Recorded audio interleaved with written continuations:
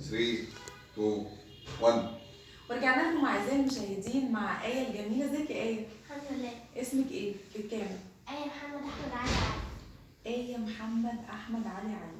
أنا سمعت إن أنتي ما شاء الله بقيتي مشهورة دلوقتي على المسرح وإن شاء الله بإذن الله في السينما برضه، واخدة كلمات كتيرة عن نادي بابا طبعا يقول لنا كل الحاجات بتاعتك. بس الأول عرفينا بنفسك أكتر، أنتي عندك كام سنة؟ 13. 13 سنة. إمتى ابتديتي التمثيل؟ أول مرة ابتديتي فيها تمثيل كان عندك كام سنة؟ كان عندي 10 سنين. 10 سنين، يعني مثلا من 3 سنين عدوا. طب قولي لي بقى، شعرك ده حقيقي ولا انت صغير؟ لا حقيقي. لونه حلو ما شاء الله. شكرا. انت عندك اخوات؟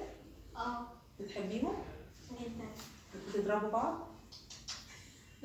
مفيش شلاليت وكده وشد من الشعر والكلام ده؟ عادي عادي كده بنعمل في بعض كده عادي. لا. مفيش الكلام ده خالص؟ طب جبتي لماما ايه هديه في عيد الام؟ ماما أنا جبت لها وردة وجبت لها تونيك طويل وجبت لها بوت. كل ده على حساب بابا طبعا. مفيش شكرا لبابا؟ شكرا يا بابا. ربنا يخليك لينا يا بابا ويجيب لي اكتر.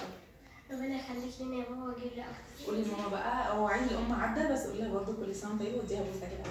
كل سنة وانت طيبة يا ماما. اديها بوسه. طب قولي برضه للساده المشاهدين